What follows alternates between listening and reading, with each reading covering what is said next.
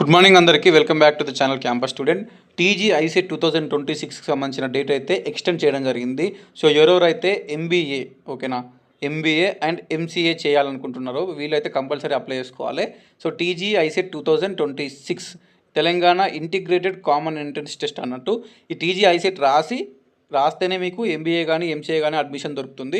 So 2026లో ఇప్పుడు degree అయిపోయే వాళ్ళు 2026లో డిగ్రీ కంప్లీట్ చేసుకునే వాళ్ళు ఐసెట్ అనేది అప్లై చేసుకోరు. ఎంబీఏ ఎంసీఏ చేస్తా అనుకునే వాళ్ళు ఓకేనా.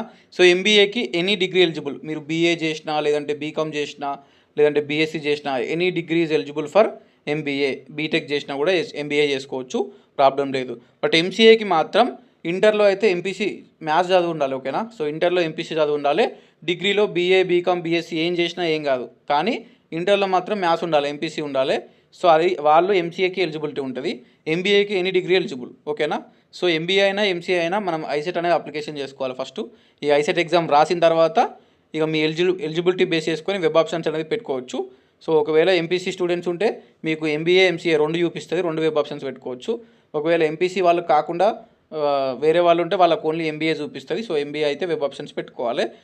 అందరికీ ఒకటే కామన్ ఎగ్జామ్ ఉంటుంది దీనికి సంబంధించింది.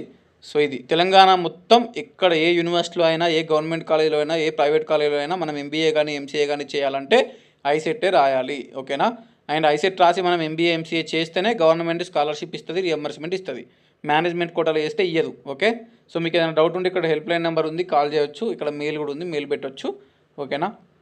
అప్లికేషన్ డేట్ ఎప్పుడు లాస్ట్ డేట్ అంటే లాస్ట్ డేట్ 23rd March ఓకేనా. 23rd March దాకా ఎక్స్టెండ్ చేయడం జరిగింది.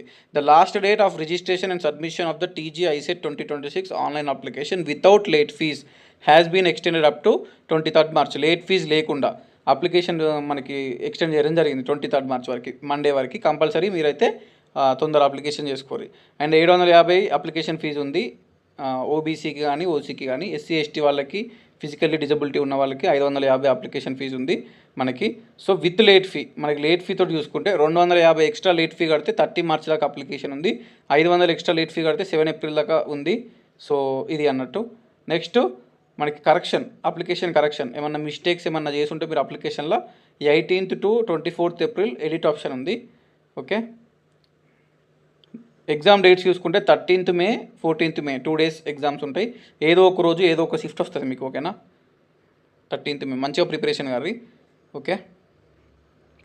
అప్లికేషన్ ఫీ పేమెంట్ ఇక్కడ అప్లికేషన్ ఫీ పేమెంట్ అని ఉంది కదా, ఇది క్లిక్ చేసి అప్లికేషన్ ఫీ పేమెంట్ కట్టి మీరు అప్లికేషన్ చేసుకోవాలి. ఇక్కడ ఫిల్ అప్లికేషన్ అని ఉంది కదా, ఫస్ట్ పేమెంట్ చేయాలి. పేమెంట్ చేసి మళ్ళీ ఫిల్ అప్లికేషన్ క్లిక్ చేసి అప్లికేషన్ చేసుకోవాలి. తర్వాత ప్రింట్ అప్లికేషన్ క్లిక్ చేసి ప్రింట్ తీసుకోవాలి ఓకే.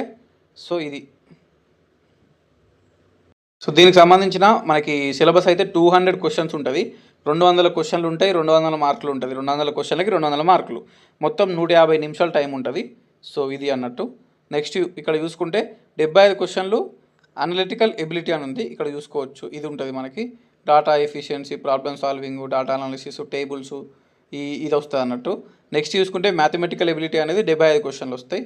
ఇందులో అర్థమెటిక్ ఉంటుంది, ఇక్కడ చూసుకోవచ్చు. Percentage, profit loss, pipes, time and distance, time and work, కొన్ని ఇవి ఉంటాయి. ఆల్జిబ్రా, జామెట్రీ ఉంటుంది ఈ క్వశ్చన్స్. నెక్స్ట్ చూసుకుంటే లాస్ట్కి కమ్యూనికేషన్ ఎబిలిటీ అని చెప్పేసి కొన్ని ఇంగ్లీష్ ఉంటాయి అన్నట్టు, meanings, synonyms, English okay. So దీనికి సంబంధించింది ఇది ఓకే. ఇంగ్లీష్ ఒక 50 క్వశ్చన్లు. నెక్స్ట్ రిమైనింగ్ 150 క్వశ్చన్లలో మ్యాథమెటికల్ ఎబిలిటీ ఒకటి. నెక్స్ట్ చూసుకుంటే అనలిటికల్ ఎబిలిటీ. సో దీనికి సంబంధించి విజేత కాంపిటీషన్ బుక్ అయితే అవైలబుల్గా ఉంటుంది. మీకు బుక్ తీసుకుంటే మీకు ఈజీగా స్కోర్ చేయడానికి ఛాన్స్ అనేది ఎక్కువ ఉంటుంది ఓకే. సెంటర్స్ కూడా చూసుకోవచ్చు. ఇక్కడ మనకి టెస్ట్ జోన్ అని చెప్పేసి మొత్తం 16 సిటీస్ ఉంటాయి సెంటర్స్లో. ఈ సెంటర్స్ కూడా మీరు చూసుకోవచ్చు, ఎగ్జామ్ సెంటర్స్ ఇందులోనే ఉన్నాయి. అప్లికేషన్ అయితే చేసుకోరు. దీనికి సంబంధించిన డౌట్ ఉంటే కింద కామెంట్ పెట్టి రిప్లై ఇస్తా ఓకేనా. ఇన్ఫర్మేషన్ అయితే కంపల్సరీ మనలందరికీ షేర్ చేయరు. ఐసెట్ అయితే తొందర అప్లికేషన్ చేసుకోమని, మళ్ళీ లేట్ అయితే మీకే ఇబ్బంది అవుతుంది ఓకే.